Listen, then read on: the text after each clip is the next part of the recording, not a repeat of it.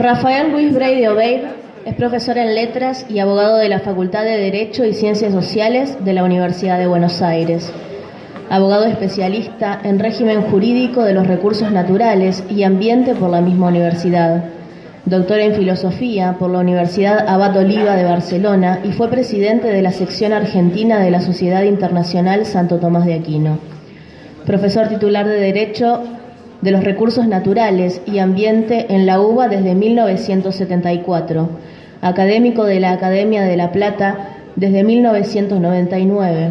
Ha sido profesor en la UCA y FASTA. Es profesor de Iconología del Doctorado de Filosofía y de la Universidad Autónoma de Guadalajara y director de Ediciones Gladius.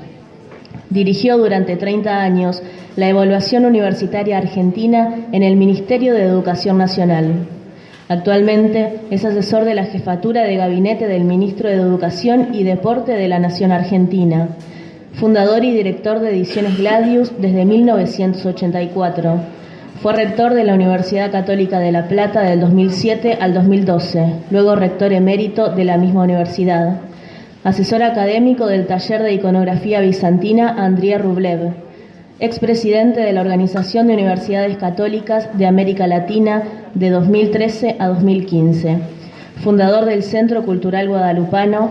Ha publicado numerosos libros, artículos y conferencias en distintos eventos y auditorios sobre variados temas que demuestran su sabiduría profunda, su erudición humilde y su expresión convincente.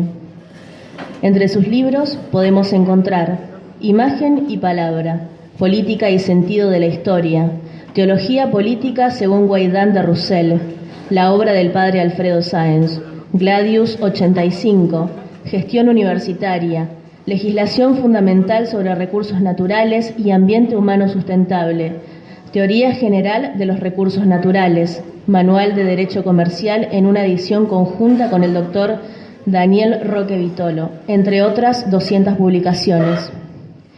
Hay en su persona una impronta de católico tradicional que ha bebido eruditamente en las enseñanzas filosóficas, políticas y literarias de los clásicos paganos y cristianos. Las enseñanzas, teniendo primacía en esto, las enseñanzas de los grandes doctores y padres de la cristiandad, San Agustín y Santo Tomás de Aquino. Católico fiel y hombre de lealtad inquebrantable a la unidad, verdad, bien y belleza, que son los trascendentales del ser. Su relación y amistad con el padre Sáenz y tantos buenos maestros actuales lo ha enriquecido notablemente y siempre ha sido generoso en difundir lo recibido. El año anterior fuimos enriquecidos con su presencia y asombrados por su sabiduría, que expresando en palabras sencillas y con un trato cercano, supo poner a nuestro alcance. Agradecemos tenerla nuevamente presente y que siga suscitando en nosotros esa sed de sabiduría que nos produce escucharlo por descubrir cuánto nos falta aún por conocer. Hoy nos hablará sobre Hugo Wast y la guerra cultural.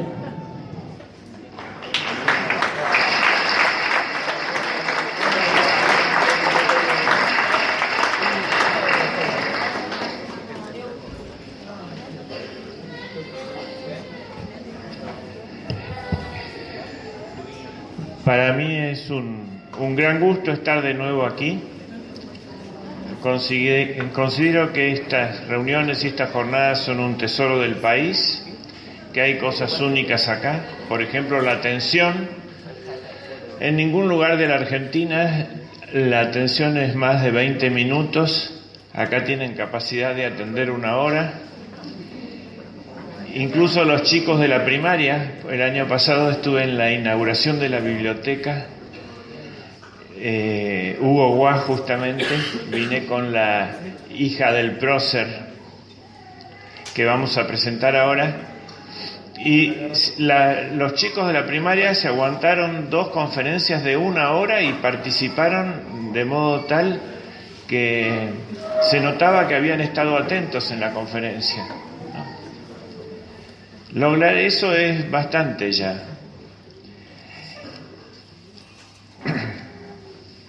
Tenemos que referirnos a Hugo Wast. ¿Qué sentido tiene hablar de un escritor si fuera simplemente un escritor? ¿No? Pero lo hacemos frente a varios problemas para pedirnos a él, que era un gran pensador católico, que nos ayude. ¿Cuáles son esos problemas? Todos los que se vieron en la jornada, de modo que esta conferencia, o charla, mejor dicho, más humildemente, es como una recapitulación de los temas que se han venido tratando. Uno, la guerra cultural, ¿no es cierto? Una de las preguntas previas para recibir bien la exposición o para que nos pueda ser útil indagar la persona de este gran escritor católico es que estamos sumergidos en una guerra cultural. Segundo, el problema comunicacional para poder cumplir con nuestra labor, que es el mensaje evangélico. En tercer punto, inspirarnos para hacer nosotros una estrategia cultural adecuada. Y después los grandes temas, por ejemplo, que está sufriendo ahora el país, ¿no es cierto? El tema institucional que trató el profesor Mayeregger de un orden jurídico cristiano, ¿qué aportes ha hecho en ese sentido él? O a las bases de esa discusión. El tema del monetario, en este momento se está disparando, hay como 2 crisis mundiales que él estudió muy bien y nos pueden servir de inspiración. En el mundo, Trump ha desafiado los poderes globalizados y le están subiendo el oro ahora en todo el mundo, ¿no? Le preguntaron si estaba en guerra comercial con China y dijo: no, estoy en guerra con mi Reserva Federal. Y eso actualiza, ¿qué dice Hugo Guas de eso, no? Y así, el problema del misterio y la vocación de Israel. Escribió varios artículos sobre eso, en estricto sentido paulino. El problema de lo que vendrá, es decir, su relación como buen cristiano con la profecía. La profecía, decía Santo Tomás, es la antorcha en la noche tenebrosa. En la época de las tinieblas hay que prender una luz. ¿Cuál es esa luz? Las profecías. El Apocalipsis, ¿no? Y lo que mismo dijo Cristo en el Evangelio. Entonces, ¿cómo nos ayuda Hugo Guas a entender los problemas de nuestro tiempo?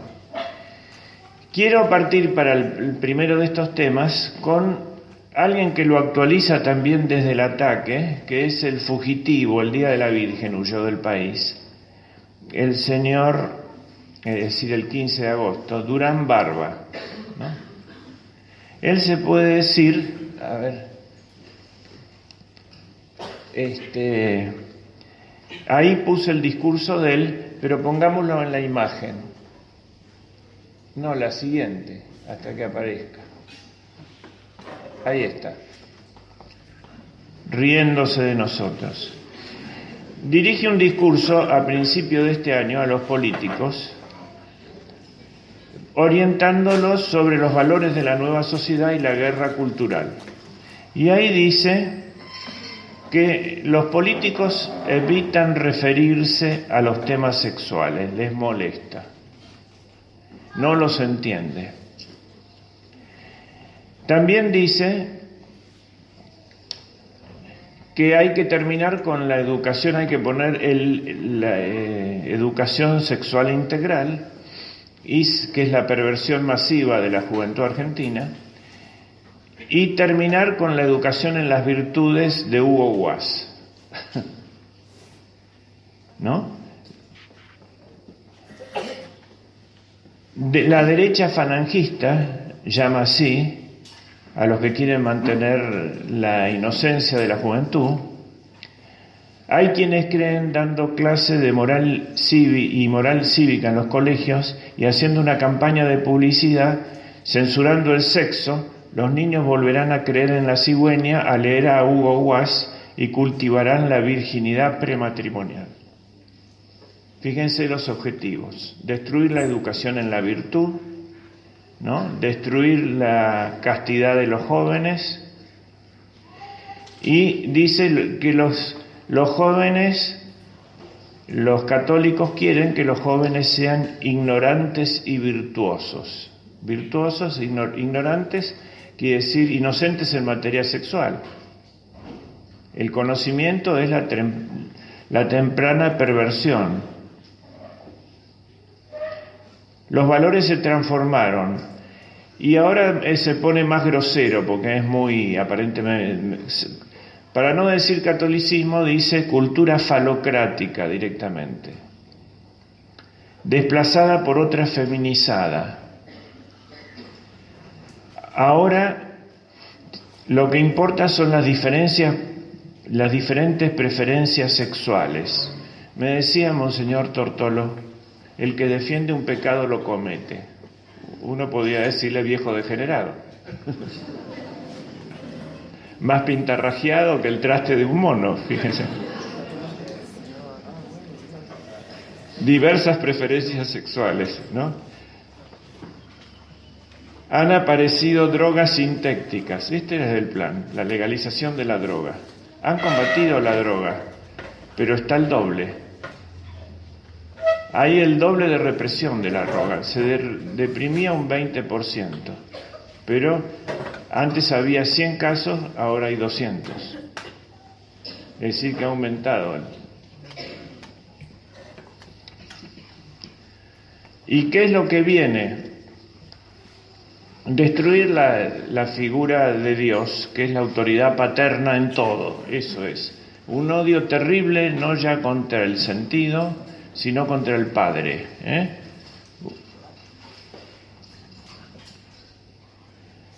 Y da la razón también. Quiere que los jóvenes y los viejos no se ocupen de la política. La política la manejan ellos, ¿no?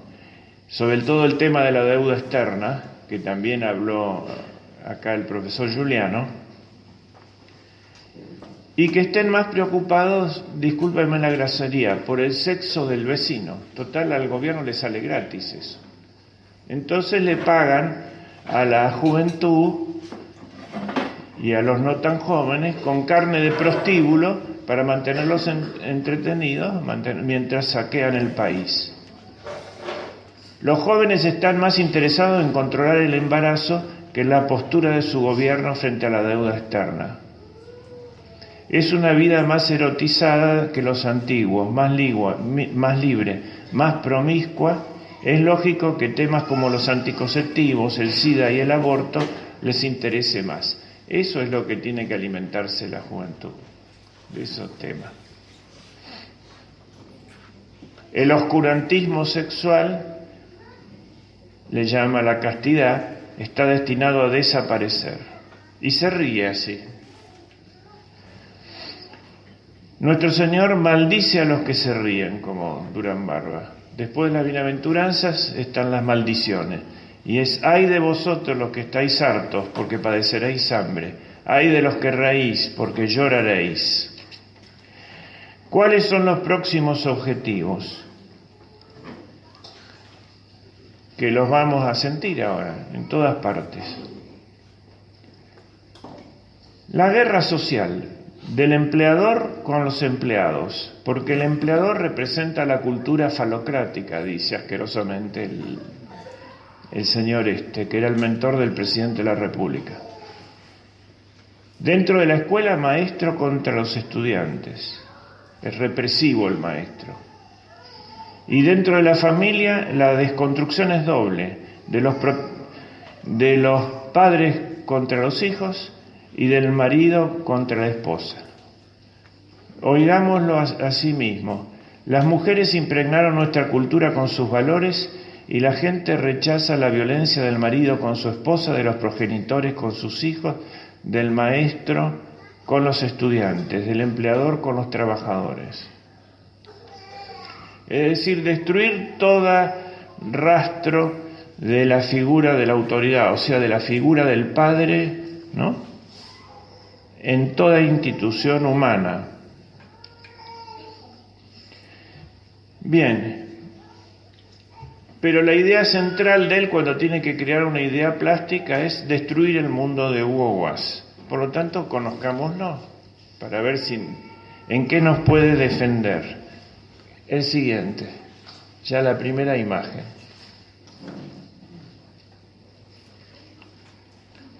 Nos fuimos para atrás, hay que ir para adelante.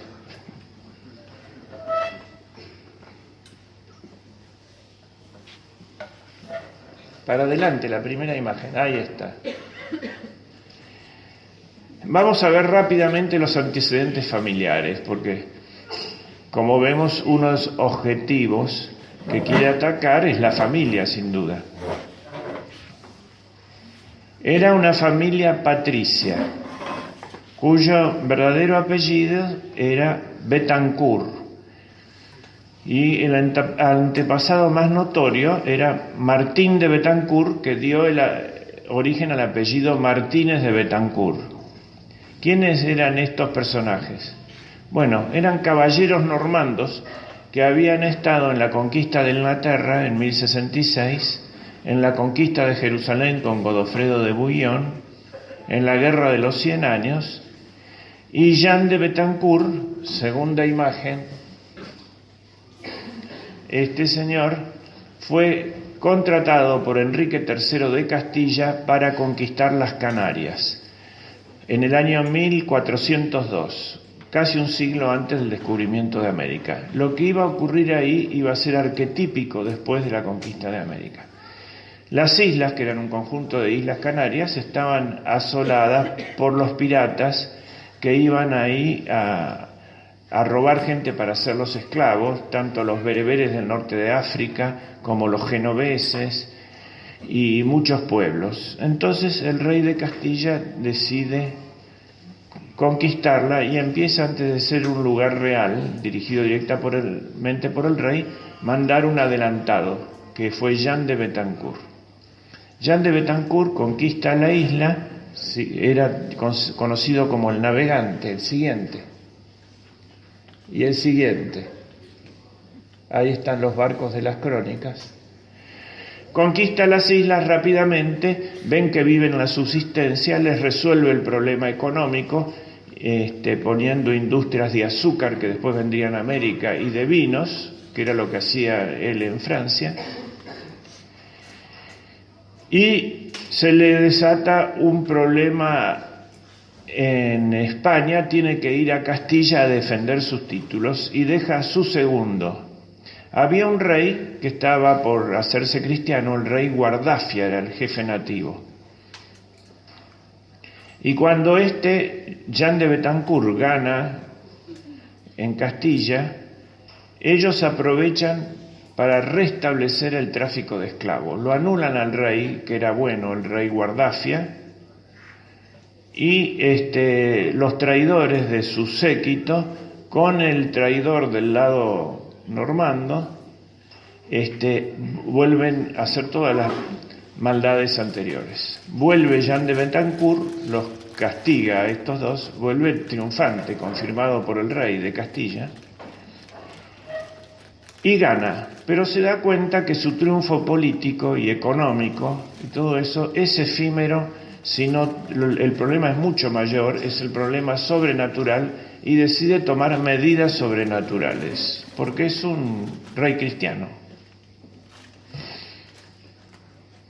Primera medida, erige un obispado en las Islas Canarias con padres dominicos, en honor a... Y levanta 3 parroquias. Establece fuertemente. En el año 50 años antes se había intentado eso, pero había fallado. Hace un castillo,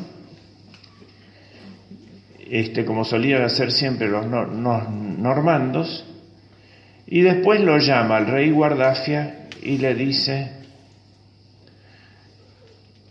¿se convierte o no se convierte? Porque así, sin la gracia, no podemos seguir adelante. Y el rey se convierte al cristianismo y se bautiza. Y él era soltero. Y tenía un hermano, Massieu de Betancourt. Bueno, se casa mi hermano y heredero con la hija del rey. El matrimonio, un matrimonio cristiano. Entonces se empieza a ver lo que sería después en América, son hechos ejemplares que después vienen a América. Se crea la raza criolla, distinta. No hay una raza conquistadora y una conquistada. Hay un solo pueblo que tiene la misma sangre, que es la sangre de Cristo.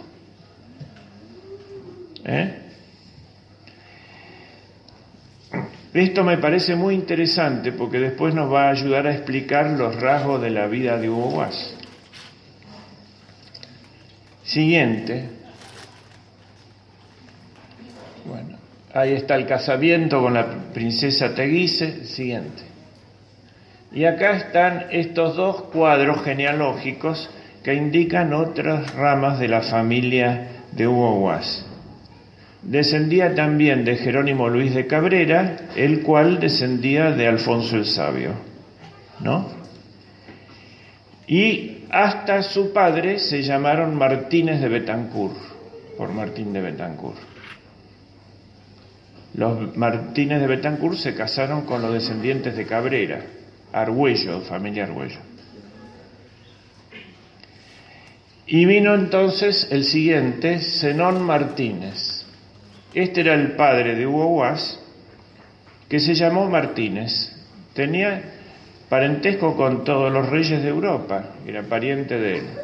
Un título impresionante, ya vieron, el escudo tiene un león, es decir, que corresponde a una familia real. El Papa Inocencio VII los había anotado a Jean de Betancourt en el libro de los reyes, que es un libro de sacramental de los reyes ungidos cristianos que llevaban en la Santa Sede.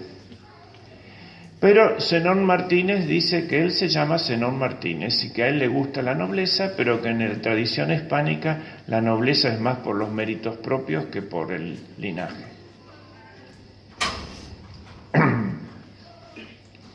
Zenón Martínez fue su padre, se casó con Carolina Subiría, nieta de Facundo Subiría, que fue presidente de la Asamblea Nacional Constituyente. Hizo la constitución primero católica de la provincia de Salta, era un salteño,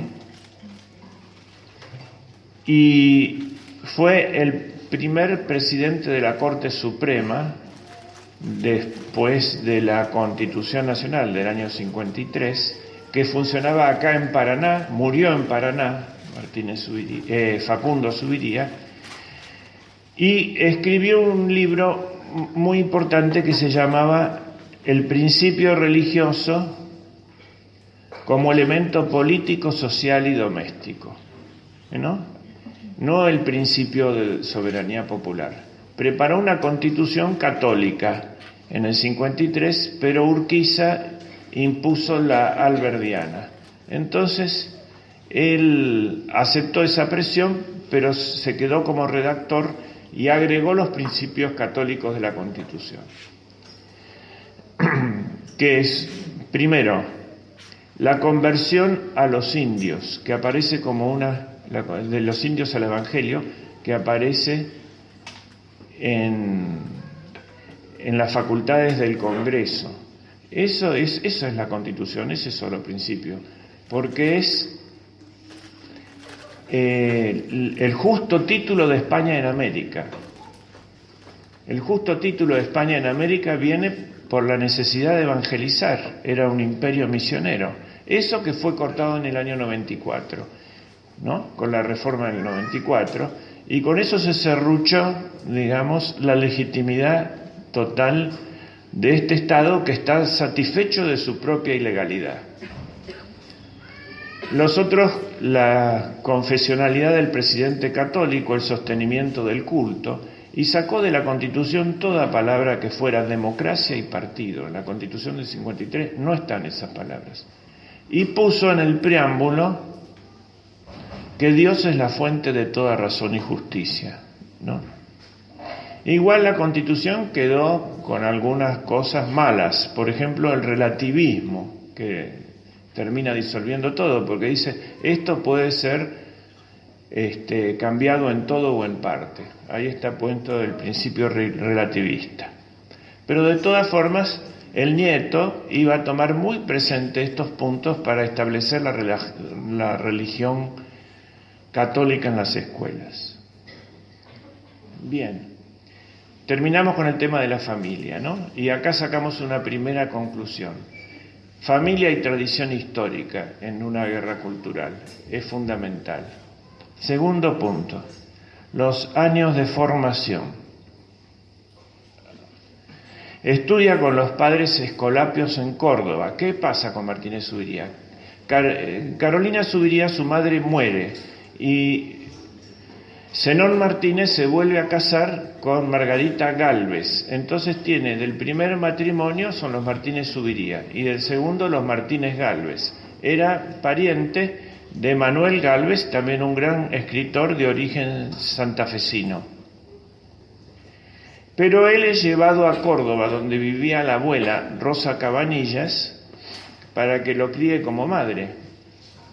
Y estudia con los padres escolapios. Rosa Cabanillas era, por el nombre, pariente de la madre Antula. Y también de un valiente soldado, hermano de ella, el teniente Cabanillas, que se había negado a cumplir la orden de Reina Fe de matar a Facundo Quiroga. Eso aparece en Fuente Sellada y se lo contó la abuela, esa tradición, en el libro Fuente Sellada. Le habían ordenado que, llegada a una altura del camino, debía asesinar. Él no cumplió la orden y la diligencia o la galera de Facundo siguió y después fue asesinado en Barranca Yaco. Cuando Reina Fe le pregunta, ¿por qué? Dice, no llegué, no alcancé a llegar, le dice. No había querido llegar. Entonces ordenó que lo lancen en ese momento. La noticia aparece en Fuente Sellada. Luego viene al Colegio de la Inmaculada. A ver el siguiente. Este es el Colegio Inmaculada, lo tienen acá enfrente, cruzando el Paraná. Es el colegio más viejo del país, tiene 400 años. Y de él salieron extraordinarios escritores. Castellani, Hugo Guas, Zorrilla de San Martín, el máximo poeta uruguayo, que escribió el libro Tabaré, que es la misma narración de Lucía Miranda, puesta en verso, adaptada, como un gran poema épico. Entonces, ahí es fundamental para nuestra aprovechamiento de esto para la guerra cultural, ver esta formación. Los jesuitas eran los mejores formadores del mundo, eran los formadores de los reyes. Y habían hecho el Colegio de la Inmaculada con esta gran tradición. Ahí había dos escuelas, la Escuela de Ciencia, la Academia de Ciencias, y la Academia de Literatura. Hugo Guas se inscribe en esa, igual que Castellani y los grandes escritores. La pregunta nuestra es, ¿dónde podemos sacar cuál era el método para formar en las humanidades? Esto es fundamental, ¿no? Toda esta cuantofrenia de la cual hablaron Abut y varios de los expositores, se resuelve, el pensamiento matemático carece de razón de fin, por tanto carece de razón de verdad y de bien, porque está relacionado con el fin. En cambio, las humanidades se explican todas por la causa final, que le da sentido. El remedio a la cuantofrenia es la enseñanza en humanidades. Bueno, es extraordinario, voy a remitir nomás, porque tengo que ir más rápido, pero podemos sacar las conclusiones. Ese estilo, que el más brillante de todos fue el padre Marsal, que formó a Castellani, está en un libro del padre Castellani que se llama Horacio Callegua, una gloria santafesina, que fue el mejor, según los padres jesuitas, pero fue nada más que literato, ¿no? Castellani y Hugo Guas fueron además profetas y estadistas. Pero el mejor alumno de literatura era Callegua, y ahí explica Castellani cómo es este método de formación del padre Marsal. Y también tienen, si consiguen, los 6 libros del padre Furlong sobre el Colegio de la Inmaculada. Interesa el plan de estudio La Ratio Studiorum, que era la programación de la educación. Los remito a eso, pero para que tengan una idea de lo que se vivía en el colegio, les voy a leer el siguiente. Ahí está. Esto era cómo recibía a los chicos que entraban en el secundario el padre Marsal, con su uniforme, con su corbatita, pantalones largos ya, como era en la época, que era la mayoría, ¿no? Voy a leer la primera estrofa y la última. Aquí está de dónde viene la educación en las virtudes. Heroica juventud, que hollando el vicio, torrente que desborda despiadado, el corazón incauto al precipicio, la llama consagráis con que ha dotado vuestras mentes la pródiga natura, y en un recinto al vil placer vedado, do la virtud y ciencia, la hermosura, se ostenta con vigor y lozanía. En nombre de la patria, el alma mía os saluda gozosa. Bienvenidos. De tener tales hijos se gloría, combatir por la fe, morir unidos, tener siempre por lema en el combate, ¿qué importa que el rugir de la tormenta os amenace con su rayo ardiente, si el móvil del bien es quien os alimenta? Y después hay una estrofa que es el programa que tomó Hugo Guas toda su vida. Heroica juventud, así termina. Ea, adelante, la nación argentina siempre aspira a ornar con lauros su pendón pujante. Acá viene la bandera, ¿no? Hay que honrarla con lauros. Esta idea de llevar laureles a la bandera. Si os place eternizar más la memoria de vuestra patria, celebrad gozosos sus bellos tiempos de combate y gloria. Lo primero que tiene que hacer un escritor es la épica. Celebrar los grandes hechos de los antepasados, de los que pasaron, sus martirios y sus combates. Cantad sus montes, luego el paisaje hace amar la patria. Sus ríos caudalosos, selvas umbría, fértiles praderas, sus industrias y pueblos laboriosos, y haréis que las naciones extranjeras vengan con sus inventos y caudales para inmortalizar nuestras banderas. Mas recordad que sois patriotas leales, y si la patria viereis ultrajada de enemigos sangrientos y mortales, dejad la lira y tomad la espada. Así lo recibía el padre Marsal. Y la poesía la hace Juan Manuel Guerra, uno de los alumnos, recordando eso. Entonces, fíjense esa descripción de los paisajes y todo lo que está en la novela de Hugo Guas, toda la Argentina, ¿no? En el camino a las llamas están los Andes, en Valle Negro está el paisaje serrano cordobés, en el desierto de Piedra la Pampa de Achala, en Lucía Miranda el Paraná y en la Casa de los Cuervos, ¿no? Y las ciudades también, ciudad turbulenta es Buenos Aires, ¿no? Las estancias patagónicas, está todo el país, el mar argentino, en Alegre, y en lo que Dios ha unido, en los dos grumetes. Muy bien. Ingresa en la Universidad de Santa Fe, esa que prácticamente fundó el padre, donde fue decano y rector 3 veces. Y escribe su primera novela, Alegre. Alegre es Robinson Crusoe. Él mantuvo correspondencia con todos los escritores de su tiempo. Hay cartas con Miguel de Unamuno, con Pereda, con Julio Verne, ¿no?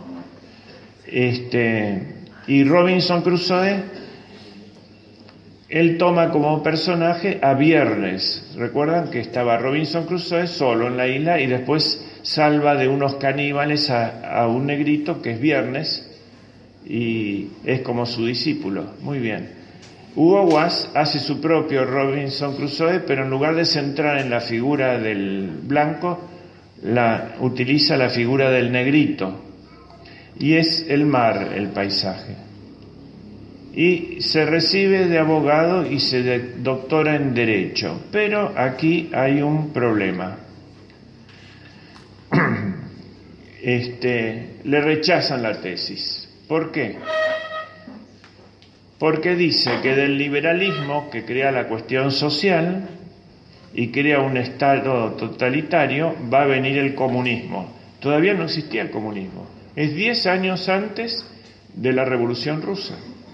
Es una profecía, está en su tesis doctoral, que era la forma científica de la época, ¿no? Durante 400 años en la Argentina el pensamiento científico estaba en las tesis doctorales. Estudiando esas tesis, ahí se ve cómo iba la ciencia argentina. La ciencia argentina, o sea, Hugo Guas, anunció el comunismo 10 años antes y le rechazaron la tesis. Porque los liberales, jamás del liberalismo puede salir el totalitarismo. Sí, en primer lugar crean la cuestión social y en segundo lugar crean el Estado sin Dios, que es un paso al Dios-Estado, entidad abominable y perversa. Pues lo bocharon. No importa. Él tenía un lema que era el siguiente, fíjense qué estrategia. La muralla que detuvo un ejército va a ser pasada por una hormiga. Presenta otra tesis en Buenos Aires sobre el salario y es doctor. Y se presenta y conquista la cátedra ahí donde lo habían bochado. ¿No? Pero más trabajo siempre es. Muy bien, el siguiente. Entonces tenemos un primer Hugo Guas científico que ha escrito, no obstante, una novela. Y ahí empieza a escribir libros científicos. El naturalismo y Solá, la creación ante la pseudociencia y obras literarias. En los dos grumetes es atacado por un impugnador porque dice que es un plagio, porque el señor Hugo Guas, que es un abogado de Santa Fe, no puede conocer tanto el mar y que hay una riqueza de vocabulario que tan grande que solamente puede ser un marino el que haya escrito eso. Y lo defiende Pereda, un gran escritor español, el mayor prosista español, ¿no? Entonces, las próximas ediciones de los dos grumetes serán con las cartas de Pereda. Pero ¿qué pasa? Él ve que con la ciencia no se conseguía nada. Las tesis era para que se las rechacen y que el mensaje evangélico tenía que darlo a través de las obras de arte, es decir, de las novelas. Entonces él iba a hacer siempre un estudio científico previo, pero lo iba a difundir en acción novelada. Escribe rimas de amor, escribe lo del salario, ¿no? Y se dedica a fundar una familia con Matilde Iriondo. Él tenía la idea, en ese momento iba decreciendo la familia y él quería la familia numerosa. Entonces, una vez que se casa, empieza, se va a Roma y es recibido él y su señora por el Papa Pío X, por San Pío X, y les da una bendición especial que ellos le piden para que tengan muchos hijos. Se cumplió la bendición porque tuvieron 13 hijos. Entonces fijémonos que cómo se hace un patricio católico romano. 3 cosas, ¿no? El derecho, la tierra y alguna forma de formación militar. Posesión de la tierra, un agricultor. Es decir, anotemos otra directiva, el hombre afincado, el arraigado frente al nómade, que somos los hombres modernos, ¿no? El arraigo. Él es un pater familias romano, católico, que trabaja, vive de su campo, de trabajar su campo, y hace el derecho como una atención a la gente, o a la patria, no como una forma de picar pleitos, digamos.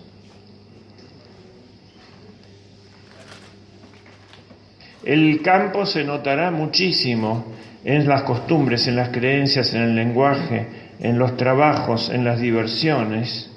Por ejemplo, Morir con las botas puestas es una novela de él, es autobiográfica como hombre de campo. Ahora vamos a estudiar otra parte que es como científico, filósofo y docente universitario. El siguiente, a ver. Ahí está.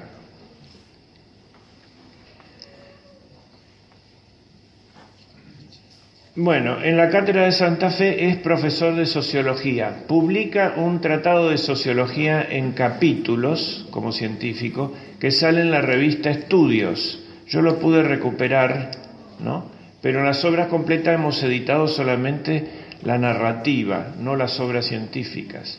Hay como 15 libros más. Y obtiene por oposición, es decir, por concurso peleado, la cátedra de Economía Política en la Universidad Nacional de Santa Fe. Él era economista. Cuando lo llama el gobierno para ser ministro, lo llama para ser ministro de Economía. Y él elige ser ministro de Educación. Porque las almas de los chicos está primero, dice, que la economía. Y se forma por orientación del padre de un sacerdote muy virtuoso, el padre Cambón, la Academia del Plata. Y esa academia, Vicente Cambón, en 20 de abril de 1879, quiere evangelizar. Fíjense que en el 80 se desencadena la persecución que se llama la generación del 80 y se van estableciendo todas las leyes de descristianización. Pero aquí ya toman una medida de dar una respuesta intelectual. Esta academia que reunía a los mejores católicos, a Manuel Estrada, Pedro Frías, ¿no es cierto?, a Pedro Lucas Funes, a Manuel Pizarro, a Emilio Lamarca, a Guido Espano, otro gran escritor, a Carlos Navarro Namarca, a Carles, a Llambías, a Lafay, a Bunge, y después a Martínez Zubiría, a Furlong. Lo mejor del pensamiento católico de la época establecen 3 líneas de acción, que también las anotamos para nuestra guerra cultural. Los que están tomando nota, eso. Estética clásica. Nueva crítica al positivismo, al cientificismo y la Academia del Plata, institucional. ¿No? Institucionalizar. Somos romanos y no podemos dejar de hacer instituciones, de hacer colegios y todo eso, y de hacer obras institucionales. Eso va en nuestro ADN de católicos romanos. No somos judíos cristianos, como dicen.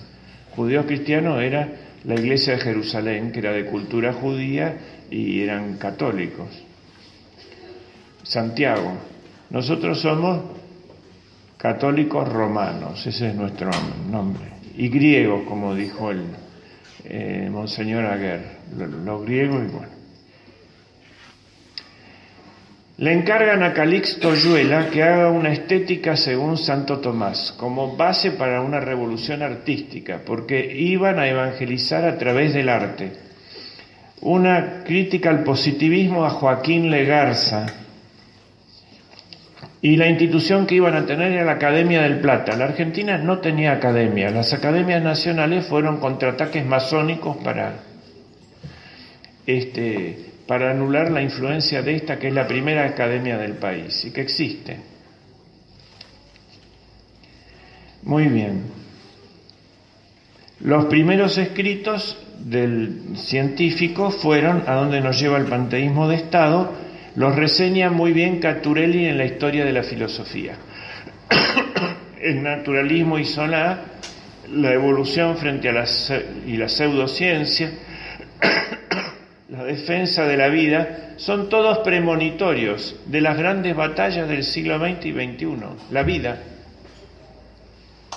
el comunismo, el naturalismo que iba a terminar en contranatura. Bueno, el siguiente.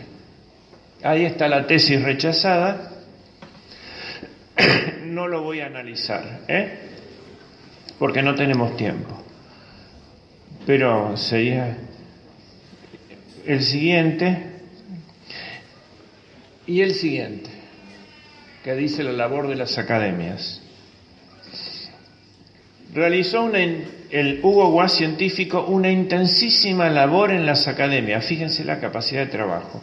Perteneció, además de la Academia del Plata, a la Real Academia Española, que le dio el premio por Valle Negro y lo hizo académico. La dirección de la Biblioteca Nacional, ya vamos a ver, la transformó en un lugar científico de investigaciones. Fue presidente de la Comisión de Prensa para el Congreso Eucarístico, el que hizo el acto comunicacional para lograr el Congreso Eucarístico. Miembro de la Academia Colombiana. Recibió la Cruz de Alfonso el Sabio del gobierno español por sus méritos científicos. Y fue miembro del Consejo Superior de Investigaciones Científicas de España. El gobierno de España, por las investigaciones en el orden de las disciplinas de Hugo Guas, lo consultaba a Hugo Guas para las cosas científicas, en el año 50.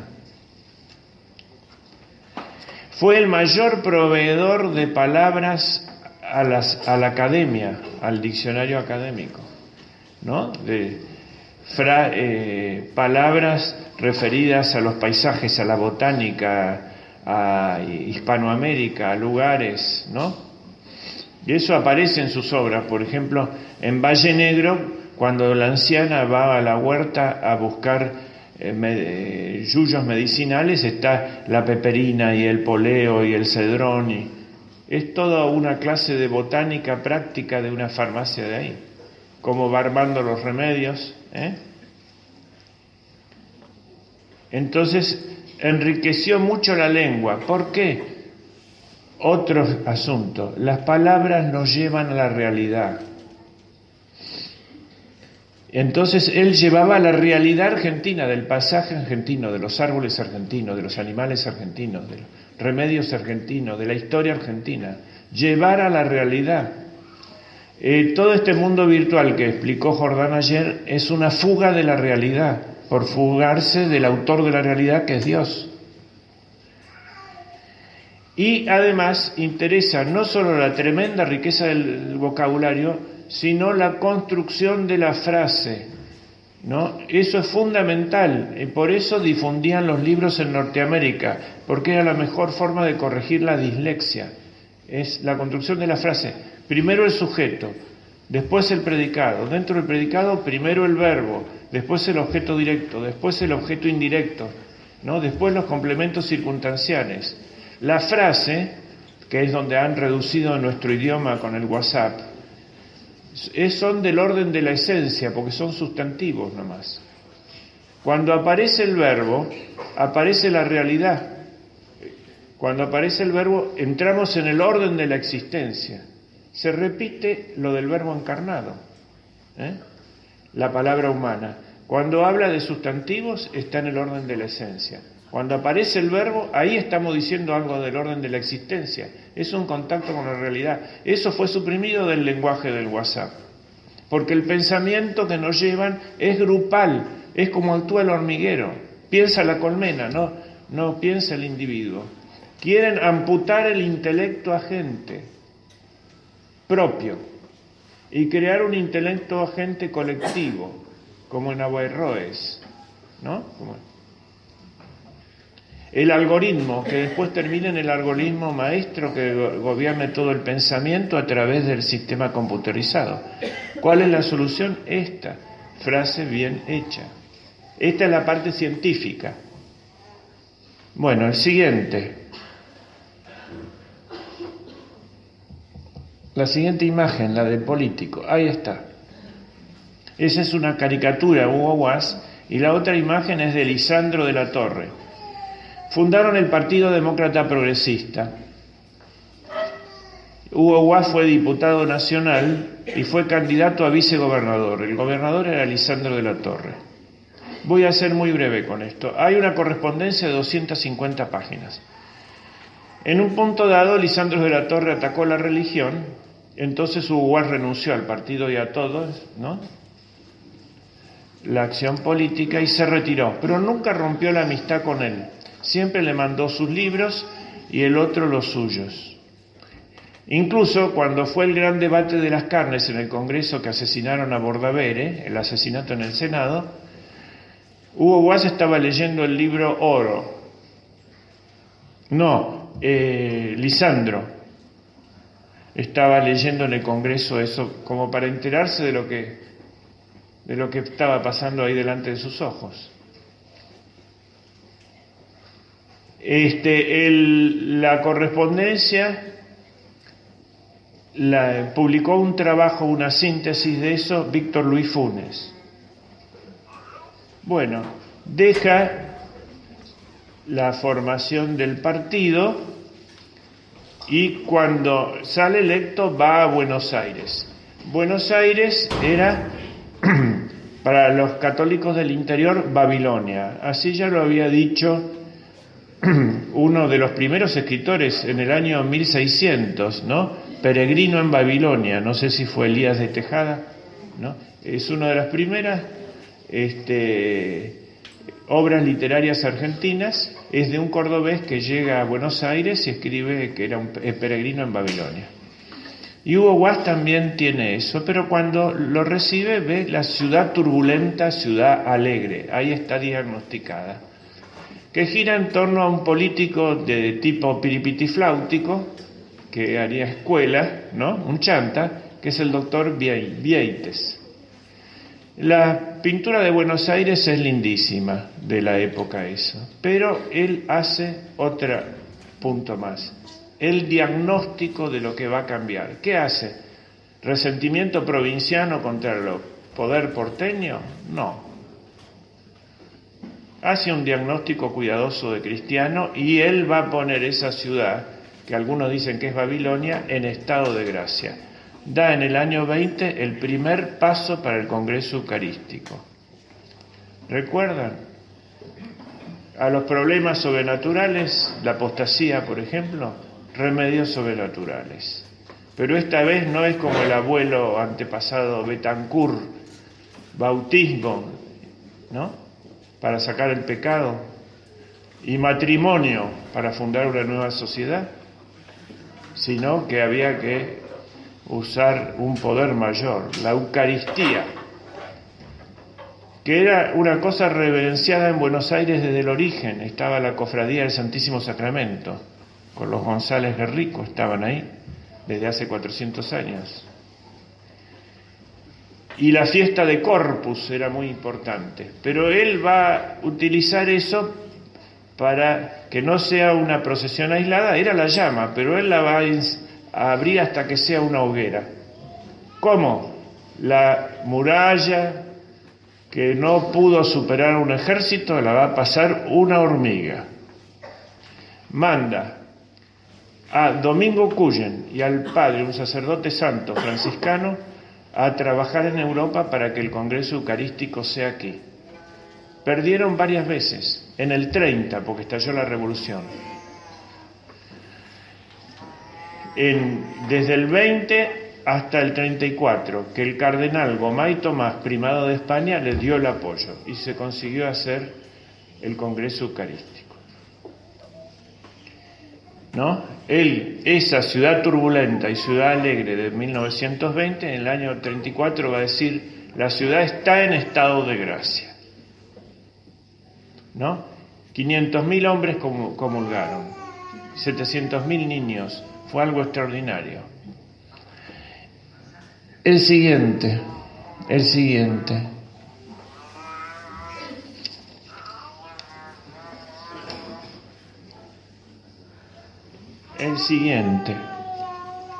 Pero antes del Congreso Eucarístico, donde me voy a detener, lo tenemos ya en un éxito rotundo. Sus libros tenían 100.000 de tirada. Fíjense que Borges, que era el que más vende, no pasó de 5.000. Flor de Durazno, 100.000. El Desierto de Piedra, 100.000. Era en toda América, y había ediciones piratas en México y en Colombia y en Venezuela. Total. pero había otras que trataba de manejar él. Entonces se va con toda su familia a Europa, a un viaje para Europa, que en esa época no estaba completa. Está arriba, fíjense que dice Le Tour du Monde du Romancier Catholique Argentin Hugo Wast, ¿no? La vuelta por el mundo del novelista argentino católico Hugo Wast. Y abajo hay una caricatura, ¿no?, de que va la familia completa atrás de él. Va con toda la familia, que todavía eran 10 hijos, vendrían otros más en París.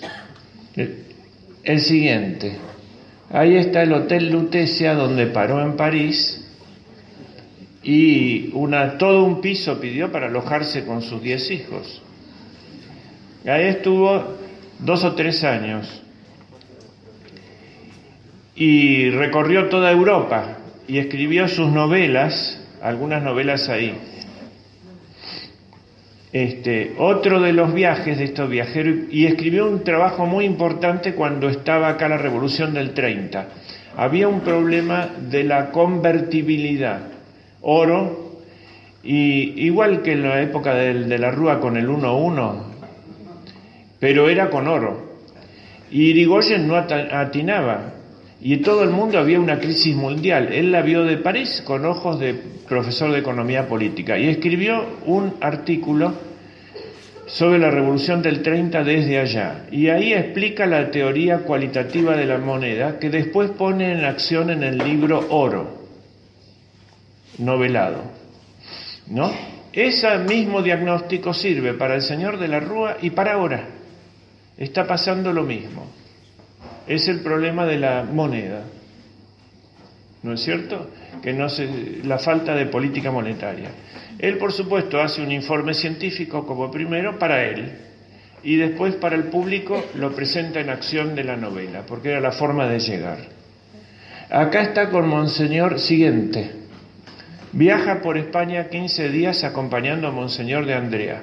Monseñor de Andrea era considerado liberal, ¿no?, ahora, pero era un gran obispo y un gran sacerdote, un gran corazón y un gran señor también. Y su obra más famosa fue La casa de la empleada. Cuando las chicas del interior iban a Buenos Aires, se aprovechaban de ellas, ¿no? Corrían muchos peligros. Entonces él hizo un pensionado católico de 800 habitaciones y creó el movimiento de las empleadas católicas. Llegaron a ser 58.000. Y Hugo Wast lo acompañó en esa gira, y eso es su libro, lo pueden ver, 15 días de sacristán. Hoy quedan 8. Es que no somos más, de las 57.000 quedan 8 nomás. Me dice Manuel Euteda que han vendido el hotel, el pensionado. ¿Qué nos pasa a nosotros?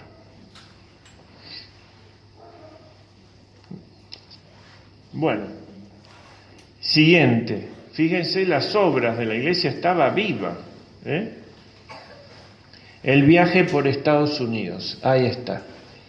En Estados Unidos él era muy importante, era una referencia para el estudio de español. Y viaja a Estados Unidos para firmar contratos con varias empresas que querían editar sus novelas en inglés. Lo acompaña su hija Miriam. Esta vez no se lleva todo el batallón. Bueno. El día 15, la Convención de Escritores de Norteamérica le ofrece un almuerzo de homenaje y hubo 700 escritores. Y el día 19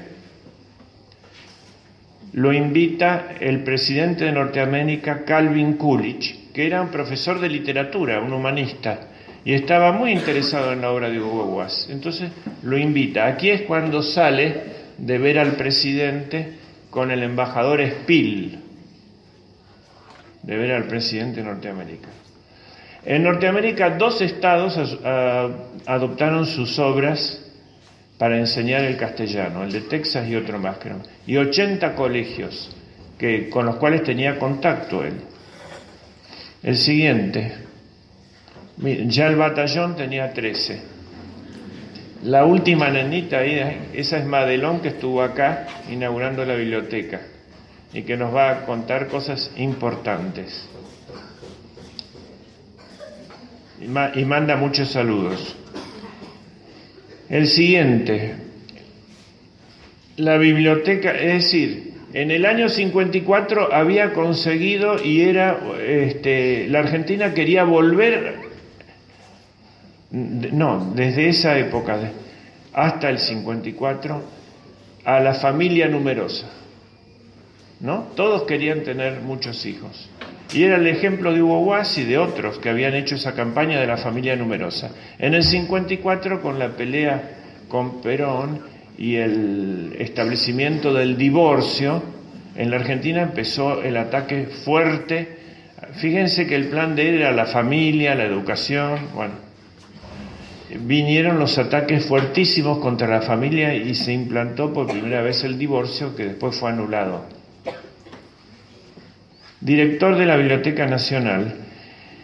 La biblioteca existió siempre la biblioteca, pero la más clásica del mundo antiguo era la Biblioteca de Alejandría, que era bajo el Egipto alejandrino de Alejandro Magno. Los faraones eran griegos y tenían las dos culturas, la egipcia y la griega. Ahí se crearon todas las ciencias particulares. Y la biblioteca llegó a tener 1 millón de manuscritos, después se incendió. Pero lo fundamental es esto. La biblioteca tenía al lado el museo era el lugar de las musas y era el centro de investigaciones y de ciencia de Egipto. Y el director de la biblioteca era el personaje más importante después del faraón. Y la primera obligación no era gobernar la biblioteca, esa era la segunda. La primera era educar al faraón, ¿no? Fíjense que fue premonitorio que Hugo Guas vaya a la Biblioteca Nacional.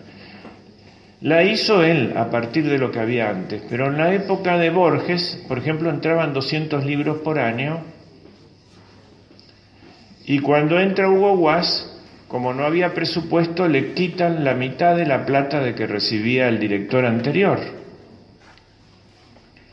Y él, sin presupuesto, pero tenía el arte de la decisión y de la gestión, hace lo siguiente: va a ver al presidente y le dice, bueno, usted no me da dinero, pero me da este decreto.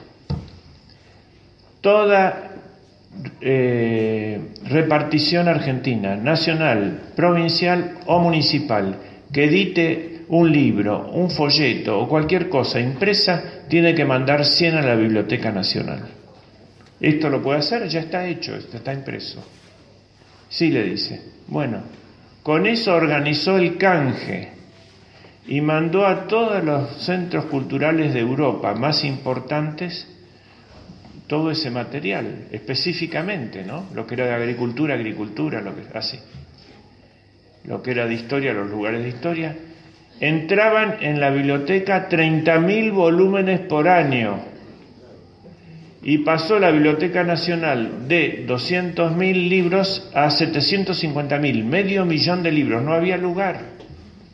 Los empleados no tenían tiempo de catalogar.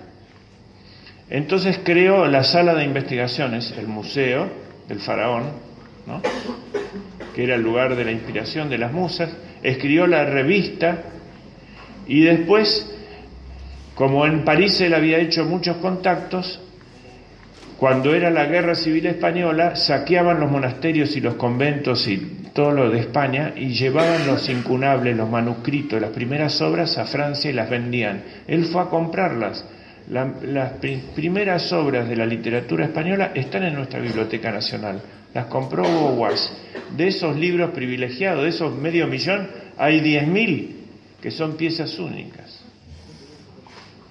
Y creó los catálogos. Y creó la hemeroteca, 3.000 revistas de la época, además de la biblioteca, libros, revistas, ¿no es cierto?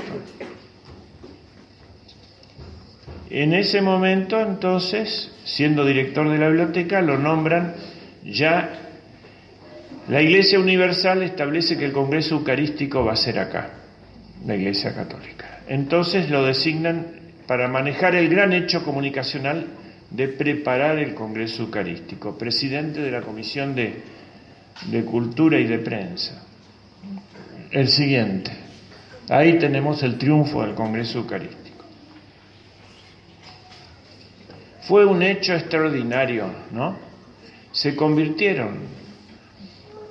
Había sacerdotes en cada esquina, mientras hablaban por los parlantes, decían lo de Hugo Guas y lo del padre Dionisio de Napal y de otros grandes predicadores. Los hombres iban a la calle, buscaban un sacerdote, se arrodillaban y se confesaban en la calle. Y estaba el día de los niños, el día de las mujeres, el día de los hombres, fue el último, ¿no? Y había mandado el Papa a Pacelli, Cardenal Pacelli, que sería Pío XII. El Cardenal Pacelli vino en barco, como se viajaba en esa época, y en 20 días de barco estudió castellano y aprendió castellano. Fíjense qué capacidad, ¿no? Qué personajes. Siguiente. El siguiente. Ahí está. Vemos el Cardenal Pacelli, Pío XII. El otro cardenal que está ahí es el Cardenal Cerejeira, era el Cardenal de Fátima. Y el de abajo, el Cardenal Gomay Tomás, primado de España, arzobispo de Toledo. Todos tendrían algo terrible. Pío XII tendría que soportar la guerra mundial y la ocupación de medio mundo por el comunismo. Nadie creyó que iba a ser papa. Todos los diarios del mundo se equivocaron. El único que dijo, se dio cuenta que estaba en el 34 frente al papa fue Hugo Guas, y lo dijo en el sexto sello. El cardenal, que es la profecía de Malaquías. El pastor angélico es Pío XII y es el Cardenal Pacelli. Fue otra de las profecías de Hugo Guas. Y ahí lo vemos al Cardenal Gomay Tomás, le tocó la guerra civil. Mataron 5.000 sacerdotes los rojos en España. Y el cardenal entonces decidió bendecir a las legiones de Franco. Ahí está saliendo a bendecir las tropas de Franco. ¿Lo ven? Bueno, la foto es un poco antigua, ¿no? Ahora, Hugo Guas hace uno de sus mejores discursos, breve, en el Teatro Colón. Están estos cuatro y otros grandes personajes. Está el presidente de la República, Agustín Justo, y él tiene que ir al escenario a hablar durante lo más importante de la nación argentina y de países vecinos. Y tiembla, dice él, tiembla antes de hablar, frente a este tribunal examinador. Tal vez la batalla más profunda es la que no se vio, fue la de Cerejeira, Fátima, donde se resolvían los otros problemas, el de Rusia, ¿no? Por ejemplo. Pero la guerra más estruendosa la tuvo Gomay Tomás. Pero ahí se frenó el comunismo que hubiera tomado toda América Latina, ¿no? Hispanoamérica, se hubiera caído España, porque nuestro clero era español. En esa época todos conocíamos, los que tenemos cierta edad, al sacerdote español. Bueno, hizo esta cuestión, entra ahí y recuerda al padre Riquelo, que era el que había conseguido el franciscano que había conseguido humildemente, yendo por todas las ciudades importantes católicas hasta conseguir que le dieran a la Argentina, y estaba muerto. Y Domingo Cullen nos recuerda en ese discurso, y ahí hace un famoso discurso que la ciudad está en estado de gracia, ¿no? Y lo mismo repite Gomay Tomás. Gomay Tomás hace también una pieza extraordinaria que es como la carta de la hispanidad. Es decir, a través de Buenos Aires ve la capital del mundo hispánico, ¿no? Eso es fundamental. También anotémoslo para la guerra cultural, ¿no? Los que van llevando esto, el lugar de la hispanidad. Nuestra gran nación es el mundo hispánico. Bien, el siguiente. La importancia del sacerdocio católico. Otra constancia. El sacerdocio es fundamental en la restauración de una patria, ¿no? Israel perdió su ruina, fue la quiebra de la línea real, nosotros también, no tenemos más reyes ni leyes, y después la quiebra de la línea sacerdotal. Entonces los maestros siguieron un judaísmo que no es el del Antiguo Testamento, es el judaísmo rabínico. Los rabinos eran los maestros, no eran sacerdotes. Cuando nosotros tenemos media desgracia, la pérdida del gobierno propio, ¿no? El Estado está contra la nación, como en toda Hispanoamérica. Es enemigo de la nación. Es un artefacto que se ha puesto en contra. Pero la civilización depende de la cultura. La civilización son los elementos, las cosas. Y la cultura es lo que le da sentido. Y la cultura depende de culto. Una nación se muere cuando deja de tener un sacerdocio en expansión. Por ejemplo, un egipcio de ahora entra con sus cabras dentro de un templo egipcio. Es una obra maravillosa de la civilización, pero él no sabe leer esos jeroglíficos. Los curas progresistas tampoco saben leer la Suma ni leer la Catedral de Chartres, ¿no? Quiere decir que estamos rodeados de elementos de la civilización, pero perdimos la cultura porque perdimos el culto verdadero. Entonces, una línea de él, cultural fundamental, era la defensa del sacerdocio. En sus obras está todos los sacramentos, que es como baja la gracia, ¿no? No me voy a referir acá, solamente someramente para que busquen. Por ejemplo, Hugo Guas presenta muchos caracteres de sacerdotes, buenos y malos, del falso cura también. El humilde franciscano en la que no perdonó, el padre Dimas que fustiga al mundanismo porteño en Ciudad Turbulenta, el padre Alcántara que orienta a la orgullosa matrona en Una estrella de la tarde, el padre Filemón cuyo gracioso lenguaje acerca a los serranos, cura Brochero aparece también, el capellán que confiesa al condenado en la guillotina, Don Bosco, un libro entero, el padre Vespignani, importantísimo, y el propio cura Brochero. También los malvados, ¿no? Fray Simón de Samaria, que es el progresista,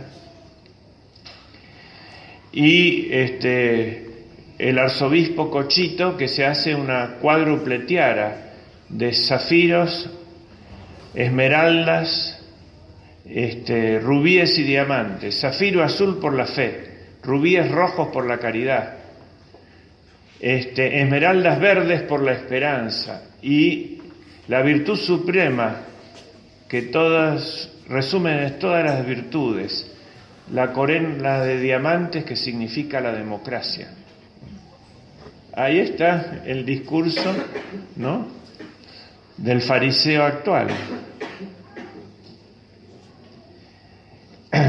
Pero ¿cuál era la imagen que él tenía del sacerdocio? La página es inmortal, es el siguiente. La voy a leer, que esto solo vale toda la charla.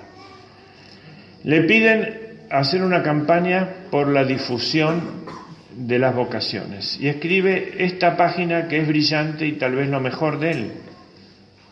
Cuando se piensa, se llama, cuando se piensa que ni la Santísima Virgen puede hacer lo que un sacerdote, cuando se piensa que ni los ángeles, ni los arcángeles, ni Miguel, ni Gabriel, ni Rafael, ni príncipe alguno de aquellos que vencieron a Lucifer pueden hacer lo que hace un sacerdote, cuando se piensa que nuestro Señor Jesucristo en la última cena realizó un milagro más grande que la creación del universo, con todos los esplendores, y fue a convertir el pan y vino en su cuerpo y en su sangre, para alimentar al mundo, y que este portento ante el cual se arrodillan los ángeles y los hombres, puede repetirlo cada día un sacerdote. Cuando se piensa en el otro milagro que solamente un sacerdote puede realizar, perdonar los pecados, y que lo que él ata en el fondo de su humilde confesionario, Dios, obligado por su propia palabra, lo ata en el cielo, y lo que él desata el mismo instante lo desata Dios. Cuando se piensa que la humanidad se ha redimido y que el mundo subsiste porque hay hombres y mujeres que se alimentan cada día de ese cuerpo y de esa sangre redentora que solo un sacerdote puede realizar. Cuando se piensa que el mundo moriría del peor hambre si llegara a afectar ese poquito de pan y ese poco de vino.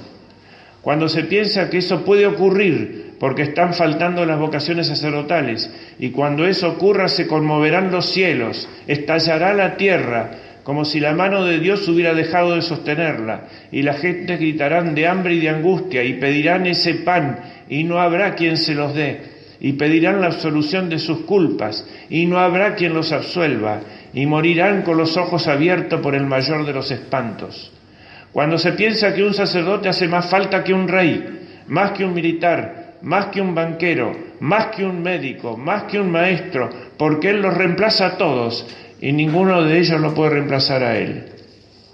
Cuando se piensa que un sacerdote, cuando celebra en el altar, tiene una dignidad infinitamente mayor a la de un rey, y que no es un símbolo, ni siquiera un embajador de Cristo, sino que es Cristo mismo, que está repitiendo el mayor milagro de Dios.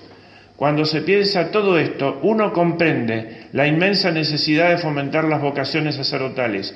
Uno comprende el afán con que en los tiempos antiguos cada familia ansiaba que en su seno brotase como una vara de nardo una vocación sacerdotal. Uno comprende el inmenso respeto que los pueblos tenían por los sacerdotes, lo que refleja en las leyes.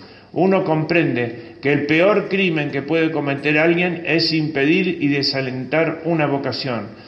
Uno comprende que provocar una apostasía es ser como Judas y vender a Cristo de nuevo.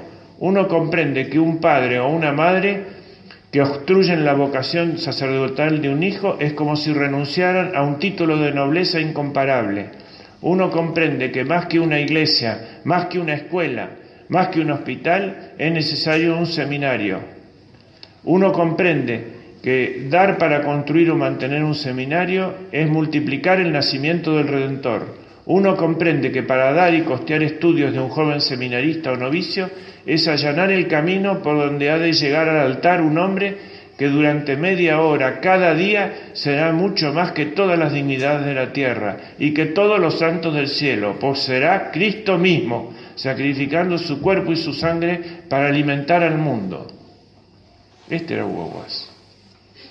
Este es el espíritu que levanta, resucita el Congreso Eucarístico.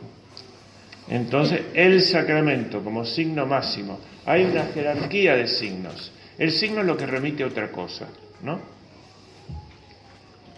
Pero hay jerarquía en el signo.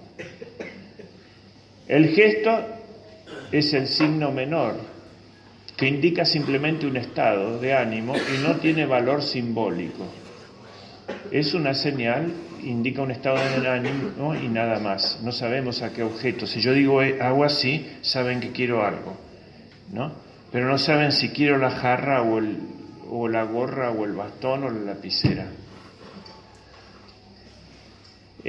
Si yo digo, saben que estoy fastidiado, pero no saben por qué. El símbolo es mayor porque da una referencia al objeto. El signo simbólico nos conecta con la realidad. Quieren destruir el valor simbólico de las palabras y hacerlas meras señales. Y el símbolo es presencializante. La bandera es la patria. Representa, trae presenta. Pero el sacramento es transformante, produce una modificación en nosotros. No solamente está presente la realidad sobrenatural, nos transforma, ¿no? En Hugo Guas hay toda una política comunicacional y tenemos nosotros los signos más poderosos. El siguiente. Siguen luego... ¿Ya es hora? Bueno, termino entonces con la semblanza y dejo la parte literaria. Quiero terminar con una... bueno. Bueno, ya de paso. Bueno. Voy a pasar rápidamente lo que queda. Como interventor de Catamarca, lo anterior eran las cartas de Escrivá de Balaguer. Cuando lee lo de esto, le dice: quiero cruzar el Atlántico y darle un abrazo. Fue interventor en Catamarca y dio ordenó en Catamarca primero las ideas con lo simbólico. Hicen la bandera, fue su primera orden, porque no había bandera en los edificios públicos. La segunda fue un censo de personas y vio que no estaban casados la mayoría, los hizo casar. Orden en las personas, la familia. Y la tercera fue una relevación económica para saber dónde tenía que poner el crédito y salvó a la provincia. El presidente Castillo le agradeció en una carta que no voy a leer, ¿no? Y le decía: usted me hace acordar a Esquiú. Fue lo más. Usted y Esquiú fueron las personas más importantes que pasaron por Catamarca. Hugo Guas en el cine, pasemos rápido. En este momento ya es famoso, tiene 100.000 ediciones de 100.000 libros. Seguí pasando. Seguí. El cine empieza con Hugo Guas y el actor que elige para que haga de Fabián, un personaje de él en Flor de Durazno, es Carlos Gardel. La primera película de Carlos Gardel. Cine mudo, año 17. Y una de las primeras argentinas. Siguiente. La que no perdonó. Siguiente. Todas estas están en cine, la pueden conseguir en YouTube. La Casa de los Cuervos, que es de acá, de Paraná. En siguiente. Las guerras civiles de Santa Fe. Bueno. El siguiente es El Camino de las Llamas, el problema con Chile. El arriero ese viejo que está en el anterior. Ese era, que era un simple arriero, quería descubrir el camino de las llamas, que era un secreto argentino y de los contrabandistas, para hacer una invasión chilena. El arriero era un coronel chileno, disfrazado, que quería descubrir el camino de las llamas. El siguiente, el paisaje andino es precioso en ese libro. El siguiente, Valle Negro, bueno, como ministro de Educación. Pasemos esta, ahí está con Perón y Tania, la mujer de Discépolo en Cultura, y el siguiente. Ahí está con los generales de la Revolución del 43 cuando lo hacen ministro de Educación. Siguiente. La instrucción de él cuando dejó de ser ministro, hice en la bandera lo simbólico, la bandera, la institucionalizó Ivanišević. En todas las escuelas debían empezarse las clases izando la bandera y cantando la canción Aurora. Y los estudiantes tomaron la idea, la canción del estudiante. Estudiantes, alcemos la bandera. Es lo de Hugo Guas en Catamarca, que ilustraron los próceres de ayer. Y florezca otra vez la primavera, ¿no? Y echen a vuelo el nombre de estudiante, la bandera se transforma en campana cristiana. En bronces de romántica emoción. Y los obreros, esta es la fiesta del trabajo, unidos por el amor de Dios, al pie de la bandera sacrosanta, iban cantando, ¿no? Se había movilizado la nación. El poder de los símbolos patrióticos, de los símbolos fijos, que cuando ganamos el año pasado la guerra esa del aborto, empezaron ellos ¿cómo ganaron? Se querían esa explicación. Y es por los símbolos fijos, que vencieron a los símbolos móviles de la televisión. Entonces empezaron una guerra simbólica, sacando crucifijos, imágenes de la Virgen, etcétera. ¿Recuerdan? Todo eso. Acá está Hugo Guas y llevando la bandera el ministro nuevo, que era Oscar Ivanišević. El siguiente. Acá caricatura de ministro de Justicia. El siguiente. Ahí es cuando firma la enseñanza religiosa. La cabeza que está detrás es la de Ivanišević. El siguiente. Bueno, dejamos acá. Su mayor novela fue el mismo, pero quedaron todavía dos grandes profecías. Que venía el aborto 10 años antes de que se ponga en Norteamérica. Un grupo de teólogos de Norteamérica, sacerdotes, le dijeron, viene esto. Él ya estaba muy anciano, fue la obra póstuma. Y él dice, bueno, hay que trazar aquí una línea de no retroceso, que es en la cual estamos peleando nosotros. La historia del hijito que no nació, la defensa de la vida. Porque la Iglesia ya había renunciado a todo, a la realeza de Cristo, ¿no? que daba la vida. Bueno, esta es la línea de no retroceso.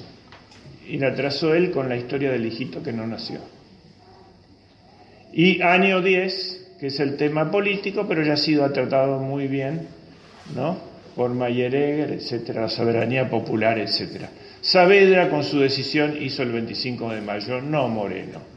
El pueblo no era el pueblo falso del mito que no existía, quería saber lo que se trata, sino el pueblo organizado, jerarquizado, el verdadero pueblo, no la masa, que había elegido a Saavedra como comandante ante la falta del gobierno español, que no había defendido este país, esto de las invasiones inglesas. El pueblo se armó, se jerarquizó, ¿no?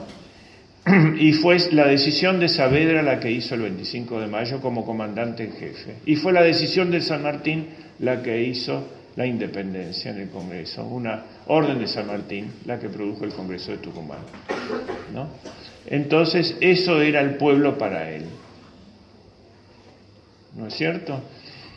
Por supuesto que lo atacó el mundo entero con eso de el oscuro libelo y contra Moreno, el número. Moreno es un criminal que fusiló a Liniers, no hizo absolutamente nada y perdimos el Alto Perú por su impiedad, y Bolivia. Eso decía el libro, así. ¿Quién salió en defensa de él? Oscar Bruno Yenta. Esas cartas las leeremos otra vez, entre él y Yenta. Muchas gracias.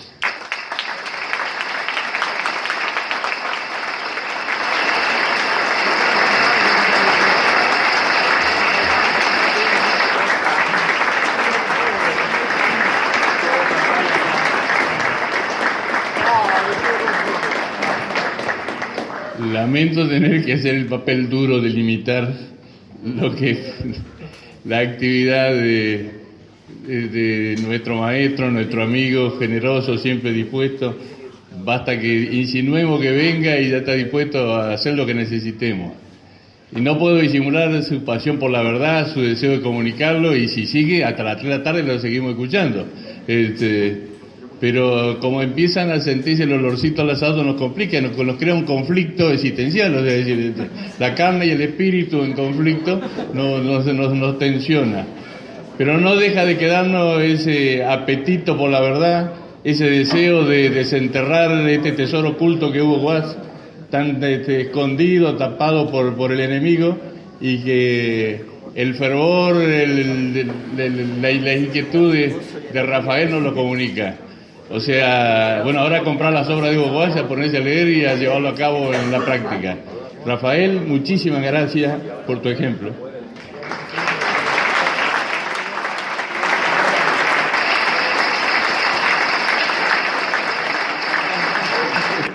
Gracias a ustedes por izar la bandera. Hicemos la bandera.